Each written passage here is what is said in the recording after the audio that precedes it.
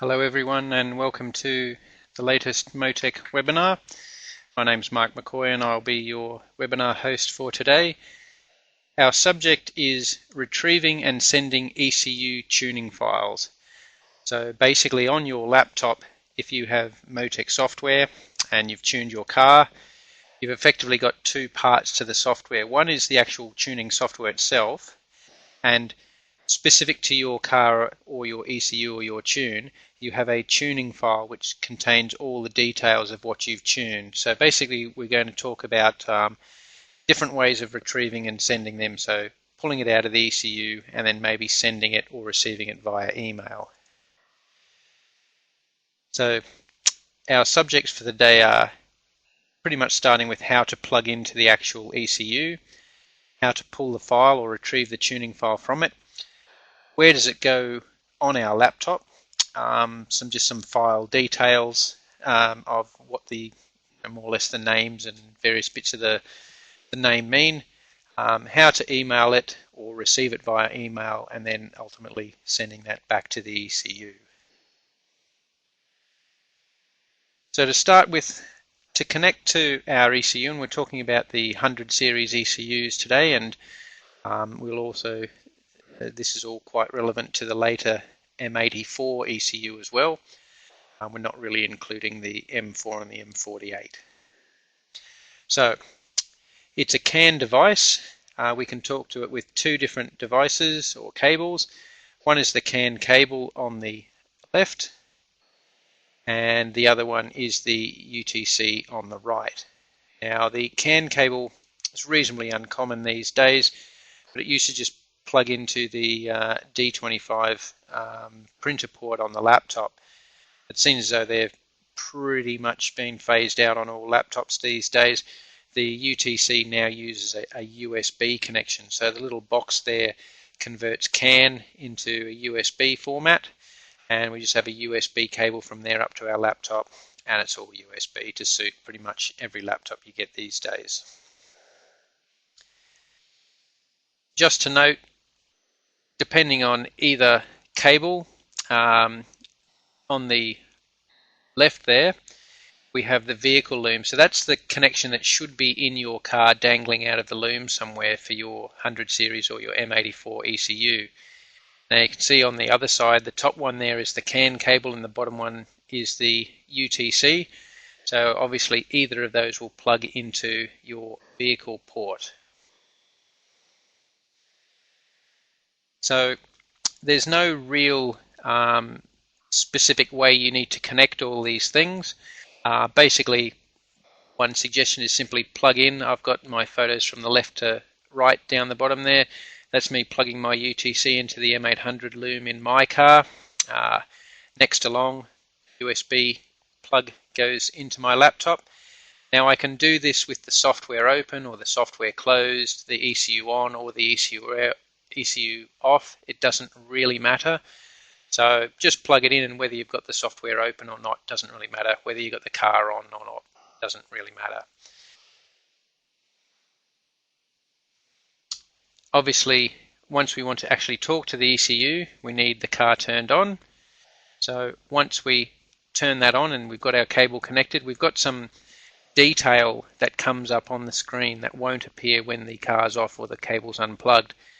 Firstly, we have the actual serial number of the ECU.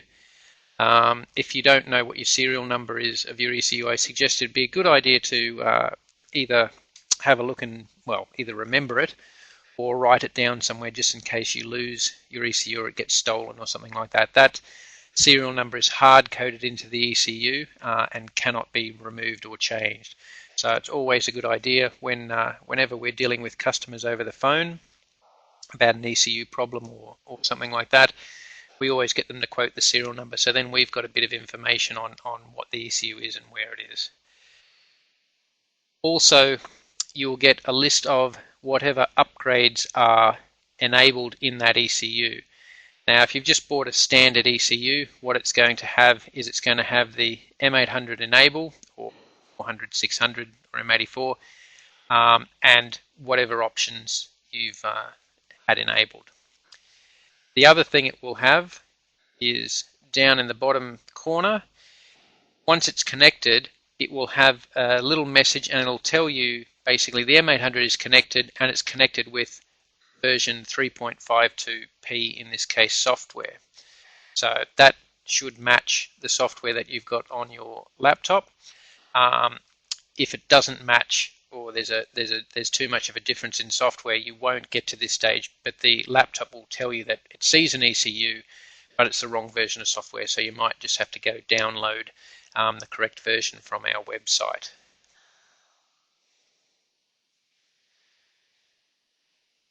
When we want to retrieve the ECU tuning file or pull out whatever tuning is in the ECU, we can use the mouse or we can press escape, and that will bring up our first menu. It's been zoomed in over here, which is the adjust, and we just need to click on open ECU. When you do that, the ECU will be communicating with the laptop, and basically it will send all the information that's in the ECU to the laptop. So you get your normal Windows progress bar scrolling along, and once that's finished, what the ECU and the laptop are going to do is the laptop's basically going to take whatever was in the ECU and try to compare it to something that's already saved onto the laptop.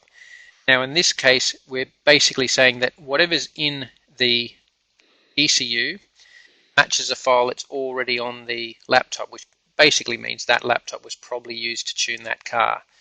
Now, if it says use matching file, what this means is any changes we're about to make, if we're on the dyno, will be written over that one version of the file. So what I would normally recommend to customers is to choose the create new file. So effectively what that'll do is that'll take our original rotary split knock control file, and that will leave that alone on the laptop, and it will create a second version of it. We start to tune that second version, and once we're finished we will save that as a slightly different name, like maybe rotary split knock control 2 or something like that. So if we make a big mistake, or the tuning didn't go the way we want, we've always got the original file to fall back on. Now if this file, this rotary split knock control file, doesn't exist on my laptop, what will happen is the message will be slightly different, and it will say, look, there's nothing on the laptop, do you want to save this? And obviously yes you do. And then from there maybe you want to start and create a second version of that file. So again, any of your tuning, if there's any mistakes or problems, you've always got the original file left over. I think this is probably a very good sort of habit to get into, because the number of people that have big problems and then suddenly ring us up wanting to know how they can retrieve it, if they haven't saved it on the laptop, it's gone. Okay, so here's my example of if the ECU file does not match. Basically I can save this as a name, the same name as before obviously, so that's effectively now having a copy of it on the laptop. So where does this file go? Well, by default and without changing anything in the software, the file will go to a folder that's in your C drive. We're just looking at the Windows Explorer now. C drive, Motec folder, and in there will be a folder which is M800 V35, because we're using the version 3.5 software. So the file will automatically go into that folder. So there's our file in there. So we've saved that into that folder. Now, just a few details. Obviously we've got the file name, we've got the size of the tuning file. It tells us it's an ECU manager and what version it is. So we have again our V35 there. And it also has the time and date that it was modified, or more or less the time and date that it was saved onto that laptop. So that's just how that works. It's nice and simple and straightforward, I suppose. So if we want to email that particular tuning file, say to us here at Motec or to a friend who's got a similar engine. When you go into any email system, and I'm using the Windows Windows Microsoft Outlook email system here. So whenever we type in an email, we'll have like a little paperclip sort of icon up the top, and that basically says we want to attach a file. So you would click on that, it would bring up your normal Windows Explorer type page. We would go into that C drive Motec folder M800V35, find the file and attach that to the email, send the email, and then whoever's receiving it will have a copy of your tune.